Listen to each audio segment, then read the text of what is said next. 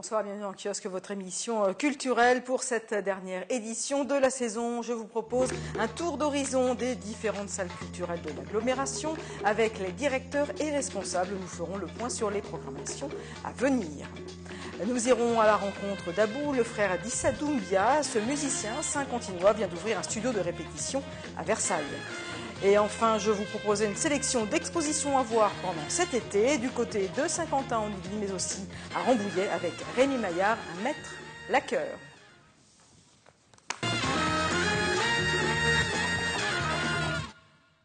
Avant de bien commencer les vacances, quoi de mieux que de se plonger sur les saisons culturelles des différentes salles de spectacle de l'agglomération. Et nous démarrons tout de suite ce tour d'horizon avec la scène nationale de Saint-Quentin en Yvelines et son directeur Lionel Massetta. La saison prochaine, c'est 144 représentations, ce sont 50 spectacles. On peut parler des Liaisons dangereuses avec Dominique Blanc, Vincent Pérez, mise en scène de Christine Le Tailleur. Il va y avoir un Monsieur de Poursognac, Lully Molière. Je pourrais vous citer Réparer les vivants, texte de Maëlys de Kerangal, best-seller sur l'histoire d'une transplantation cardiaque et tout ce que ça implique en amont et en aval, qui a été réécrit dans un respect total de la langue de l'autrice par Sylvain Maurice, directeur du Centre dramatique national de Sartrouville. Il y a une partie des spectacles que nous proposons la saison prochaine qui ne sont pas encore créés. On peut commencer par la danse lac, tout simplement, bien entendu issu du Lac des Cygnes, qui est proposé par le ballet de Monte-Carlo, dirigé par Jean-Christophe Maillot, qui a également fait cette chorégraphie-là. Sur scène, c'est 50 danseurs, c'est-à-dire qu'on est véritablement sur une grande forme pour une œuvre que tout le monde connaît. Ça va être une toute première au Théâtre de Saint-Quentin en Yvelines. Le mouvement de l'air, il a été créé, il sera créé par Adrien Mondeau et Claire Barden. Ce sont deux technophiles, mais pas que, c'est-à-dire qu'ils créent une pièce qui est une pièce chorégraphique. Mais sur scène, il va y avoir tout un travail visuel qui va permettre au public, ou qui va faire que le public va totalement perdre ses repères spatiaux, voire même temporels. Lilium, c'est une pièce de Ferenc Molnar qui a été écrite en 1907 et dont s'empare un jeune metteur en scène. Il a 34 ans, il dirige depuis 1 an ou 2 ans le théâtre Gérard Philippe de Saint-Denis, qui est une institution. Il s'appelle Jean Bellorini. Jean Bellorini, il a un esprit de troupe. De façon très différente, nous allons accueillir une pièce d'un des artistes associés, des nouveaux artistes associés à la scène nationale, qui s'appelle Cyril Test. C'est une performance filmique qui est construite à partir d'un montage de texte d'un jeune auteur allemand qui a une 40aine d'années, qui s'appelle Volk Richter. Ça va être l'histoire de Jean, un consultant en restructuration d'entreprise, pour qui la vie professionnelle va basculer le jour où il doit licencier un de ses partenaires de travail, un de ses partenaires de bureau. La double coquette, c'est au début une composition d'Antoine d'Auvergne qui date de 1753. Et sur cette composition de 1753, Gérard Pesson, compositeur actuel, vivant, actif, a décidé d'insérer des compositions qui datent d'aujourd'hui, de 2014. Le disque est sorti en 2014. Donc vous allez avoir sur scène, outre une chorégraphie de la chorégraphe Fanny de Chaillet, des costumes de la star internationale de l'art contemporain Annette Messager.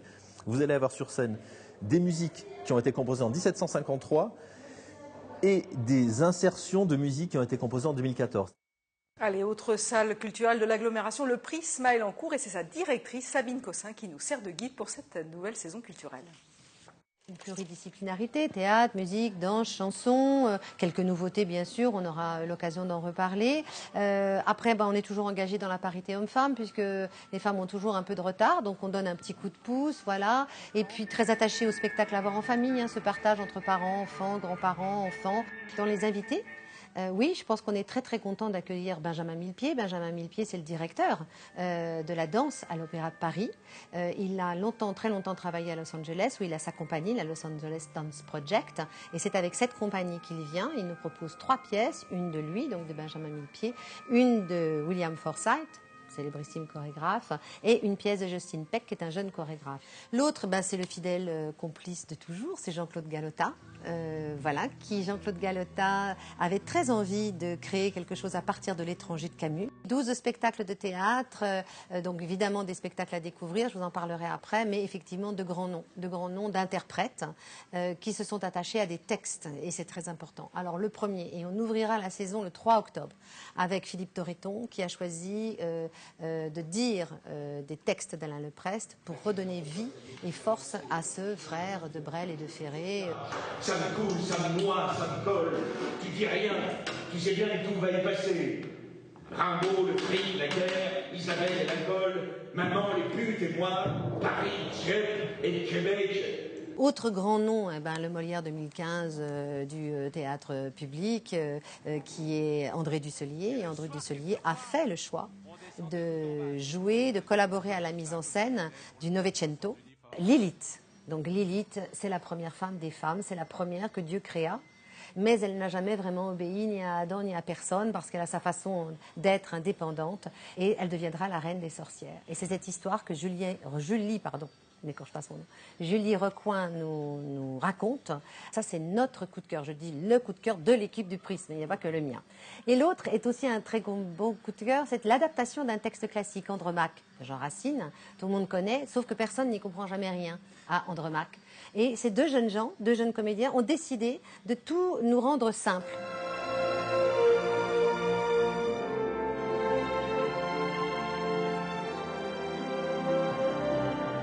C'est une scène pour le jazz au Prisme. Alors on ouvre avec un grand nom, le géant de la basse, Marcus Miller, donc qui sera cet été dans les plus grands festivals de jazz. Il est un peu partout.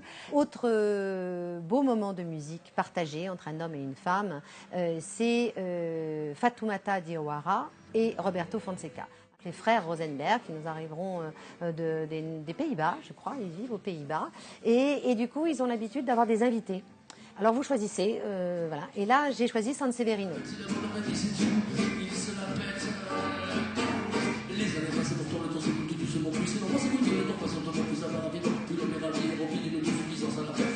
Et puis on finira la saison, le dernier spectacle de la saison en humour, avec Stéphane Guillon, alors qui nous revient très en forme.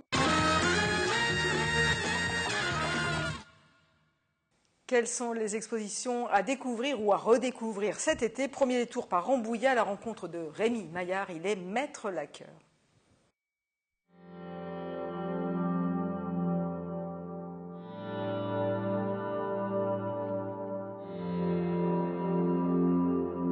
Spécialiste de la laque de Chine depuis 35 ans et ancien styliste pour de grands noms de la mode, Rémi Maillard expose ses peintures et sculptures au Palais du Roi de Rome à Rambouillet.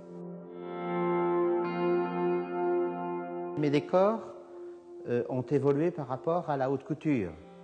Bien sûr qu'on ressent des réminiscences, hein. Les kimonos en sont l'expression. J'aimais beaucoup les étoffes, j'aimais beaucoup la soie, mais lorsque j'ai découvert la laque, c'est à travers la laque que je me suis exprimé. Une grande créativité qui fait voyager les visiteurs dans une technique ancestrale issue de métiers existants en Chine et au Japon depuis des millénaires. Ses procédés et son art ont beaucoup évolué. En ce qui concerne donc les bases ou les supports qui sont utilisés dans la laque,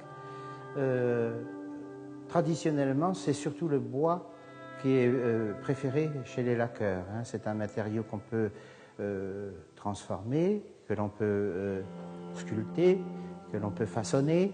J'utilise aussi, c'est de la fibre de verre depuis quelques années, parce que la fibre de verre, pourquoi? Parce qu'elle est très légère. Rémi Maillard incruste dans ses œuvres, entre autres, des coquilles d'œufs, de caille et de la nacre. Un espace didactique montre par le biais de vidéos comment ces œuvres sont exécutées, des créations contemporaines et sensuelles, mais aussi spirituelles et symboliques.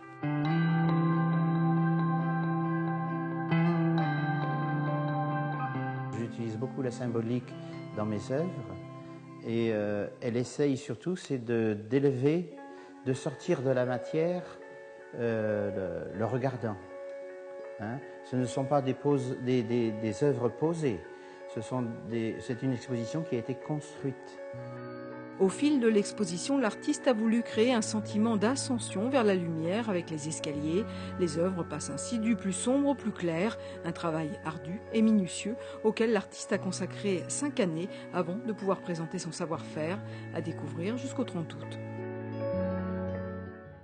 Et je vous propose 3 autres idées d'exposition. En ce moment, 10 photographes amateurs présentent leurs clichés du territoire saint-quentinois jusqu'au 5 septembre à la mezzanine de l'hôtel de ville de Guyancourt. Une façon de regarder Saint-Quentin en Yvelines autrement. L'entrée est libre. Et 3 artistes en résidence, Sophia Bento, Thomas Chivalier et Alexandra Fontaine, présentent leurs travaux jusqu'au 6 septembre à Elancourt. Ces artistes ont travaillé avec 250 participants à des ateliers artistiques à découvrir dans la cour de la commanderie des Templiers. L'entrée est également libre. Et puis Anne Slassic, artiste également associée au territoire, présente 25 grands papiers jusqu'au 22 septembre au Musée national de Port-Royal des Champs à Manille-les-Hameaux. Des œuvres en résonance avec les lieux, tarifs entre 4,50 € et 3 €.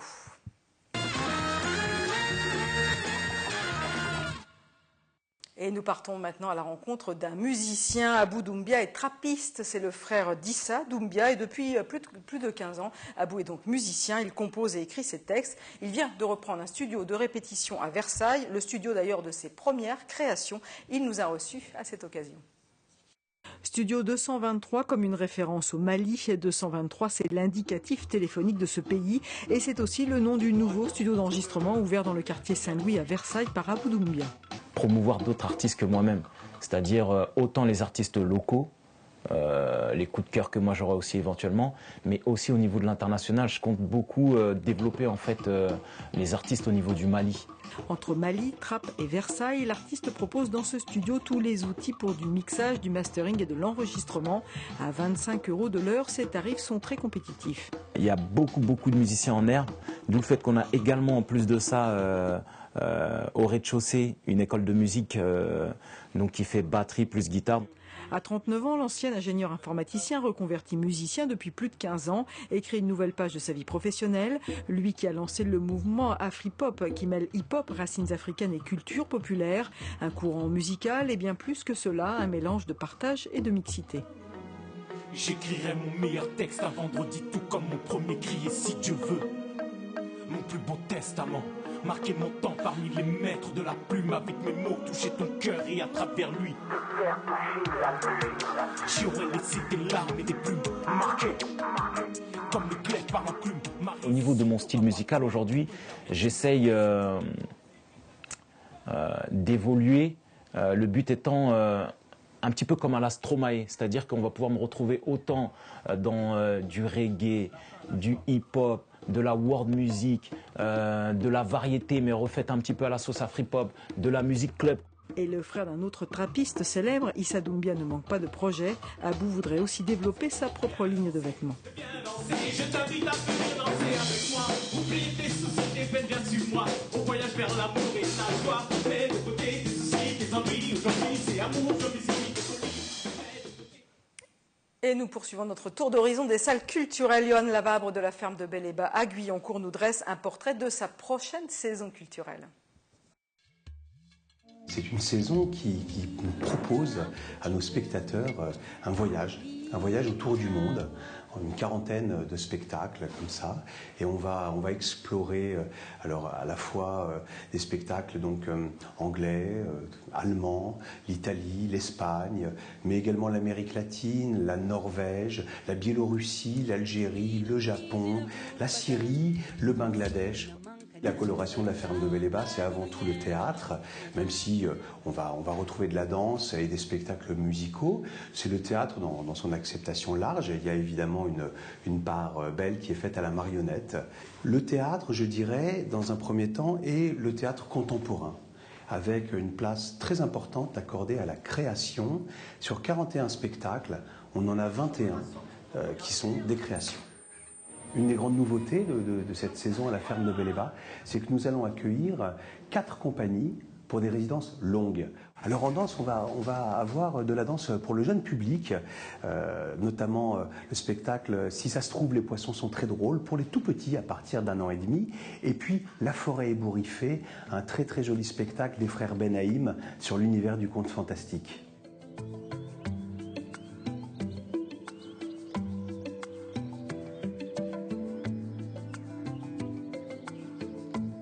La double inconstance de Marivaux qui sera très attendue et Un fil à la patte de la compagnie Viva en résidence, voilà la célèbre pièce de Feydeau qui normalement devrait faire un tabac. Également Les Animales, un diptyque sur les textes d'Eugène Labiche mis en scène par Jean Boileau. Et nous aurons également la création d'Othello par la compagnie Viva, Othello de Shakespeare, un cycle consacré à la musique sacrée, un cycle qui s'appelle Sacrée Musique et qui est un voyage. On va avoir à la fois de la musique baroque, de la musique contemporaine et puis de la musique de différentes traditions, traditions chrétiennes, traditions juives avec un concert de musique hassidique et également de la musique soufie avec Waed Boissoun à l'Auditorium de la Batterie qui chante les poètes soufis du 8e siècle accompagnés aux luttes. C'est une voix vraiment admirable.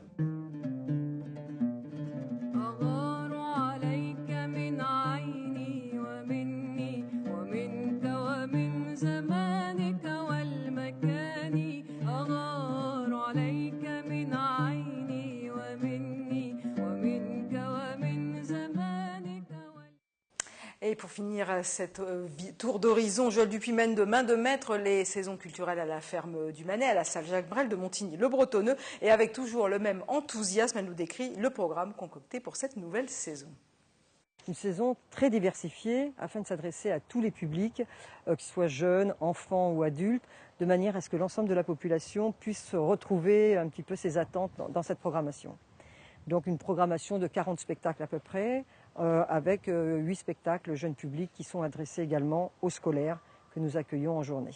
On aura Patrick Fiori, on va voir Christophe Willem, on va voir Stéphane Escher, on va voir le dîner de cons. Voilà, il y a un certain nombre de spectacles que nous accueillerons. Et en intimiste, Yves Duteil, voilà, des spectacles beaucoup plus larges et plus intimistes puisque nous avons 2 salles, la ferme du Manet et la salle Jacques Brel, qui permet de pouvoir satisfaire cette tonalité de spectacle. On ouvre avec Nelson, avec Chantal Latsou à la ferme du Manet. En octobre, voilà, qui va être un beau spectacle qui a fait tout l'hiver sur Paris et qui est une comédie légère. Qu'est-ce que vous voulez boire? Ah, je veux bien un petit jus de concombre, moi, alors. C'est la fête!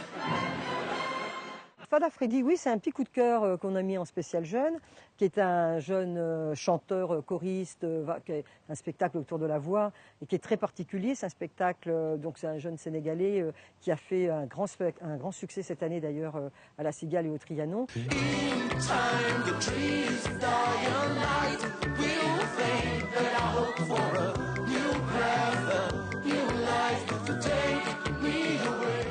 On a Olivier Sauton, qui a eu également un grand succès à Avignon l'année dernière, qui est un hommage à Lucchini, puisqu'il parle de sa rencontre avec Lucchini, en imitant Lucchini. Donc évidemment, pour les spectateurs qui sont fans de Fabrice Lucchini, vont être ravis de pouvoir venir découvrir Olivier Sauton à la salle Jacques Brel. Mais tu sais ce que ça représente, La Fontaine?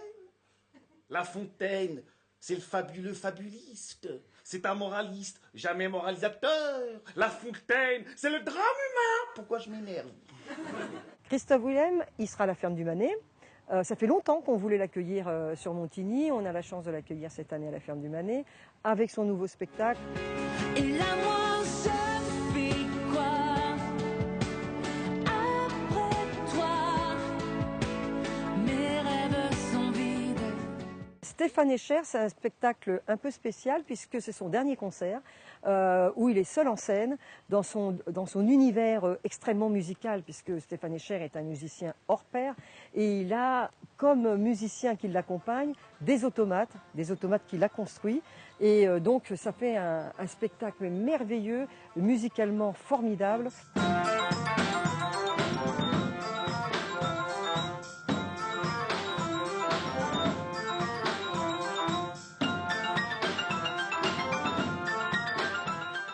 Un spectacle alors que je recommande à tous de venir voir à la ferme du Manet, c'est Do You Speak Djembé qui ont fait quelques dates au Casino de Paris cet hiver qui sont extraordinaires. C'est un spectacle interactif. Vous pouvez venir en famille à la ferme du Manet. Chaque spectateur aura un djembé et les spectateurs participent avec l'orchestre qui a d'abord une programmation musicale superbe. Et vraiment là, il y a une ambiance quand on sort du concert. Je peux vous dire qu'une chose, tout le monde a la banane.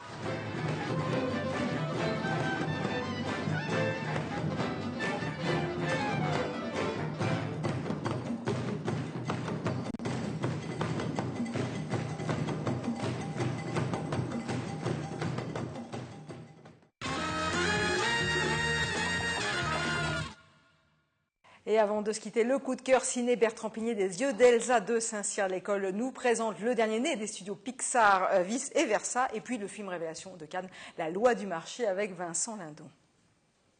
Au cinéma Les Yeux d'Elsa, le coup de cœur à partir de ce mercredi 8 juillet, c'est non pas un mais deux coups de cœur. Un coup de cœur plus pour les grands, un coup de cœur cannois, un coup de cœur qui s'appelle La Loi du marché et qui a valu à Vincent Lindon le prix d'interprétation à Cannes en mai dernier.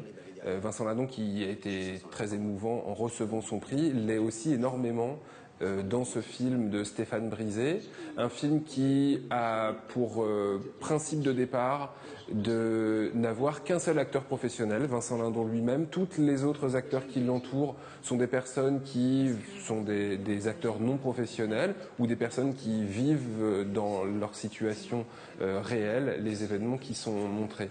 Alors évidemment, c'est un film un peu difficile. Donc au niveau des hôtesses, tu zoomes bien pour voir si elles scannent tous les articles, vu qu'il n'y a pas eu beaucoup de départs en pré-retraite, donc il essaye de virer du personnel. Ça nous raconte l'histoire d'un chômeur en fin de droit d'une 50aine d'années qui lutte pour faire vivre sa famille et lui-même ayant un enfant handicapé. Mais c'est vraiment un très grand film de cinéma, une très belle histoire, très touchante, un film dense qui nous raconte ce qu'est la vie d'aujourd'hui avec du cinéma d'aujourd'hui. Voilà, un film à découvrir si vous ne l'avez pas encore vu au cinéma Les Yeux d'Elsa, encore cette semaine du 8 juillet. Bon, qu'est-ce qui se passe? C'est pas la première fois, Madame Sammy, vous avez été filmé. Jean-Eddy, vous confirmez? Oui, monsieur, vous confirmez. Thierry, vous confirmez?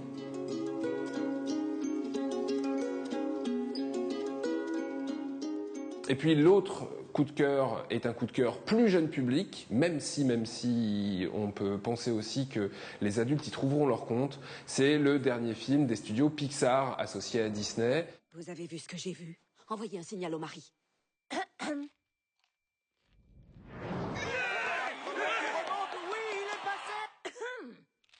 Oh là, elle nous regarde. Qu'est-ce qu'elle a dit? Quoi? Oh, pardon, personne n'écoutait, chef. C'est le soir des poubelles? On n'a pas rabattu le siège des toilettes? Quoi? Qu'est-ce qu'on a fait encore? On lui renvoie un signal. Le principe de ce film est de nous mettre dans la tête d'une petite fille et de ses parents, en mettant en scène non pas les humeurs des parents extérieurs, mais justement nous mettant dans leur tête comment les choses se gèrent dans un cerveau avec 5 petits personnages, l'un représentant la coquetterie, l'autre la joie, l'autre la colère, l'autre la peur et un 5e représentant la timidité. Oh non, pas de violence. Riley, je n'aime pas du tout ce genre d'attitude. Hein, t'aimes pas ça? Tu vas être Non, servi. non, respire. C'est quoi ton problème? Laisse-moi tranquille. Niveau d'insolence critique, chef. Déclenchez le plan Digifurax 2. Les tout petits y trouveront leur compte en voyant des petits personnages s'énerver ou avoir peur ou être fous de joie ou fous de colère. Et puis les adultes y trouveront aussi leur compte parce qu'ils y verront une belle fable sur la maturité, sur le fait de grandir, de passer de l'âge d'enfant à l'âge d'adolescent. Et puis ils trouveront aussi une belle fable sur le fait d'être parent. Ça suffit, monte dans ta chambre. C'est où qu'on commande? C'est ici qu'on commande. Bien joué, bravo messieurs, on est passé à 2 doigts de la catastrophe. C'est une catastrophe. Voilà, bon film à tous et bonnes vacances. Et voilà, et comme l'a si bien dit Bertrand Pigné, à mon tour, je vous souhaite d'excellentes vacances, des vacances évidemment culturelles. Kiosque revient à la rentrée avec une nouvelle formule. D'ici là, bel été à toutes et à tous, et merci de votre fidélité.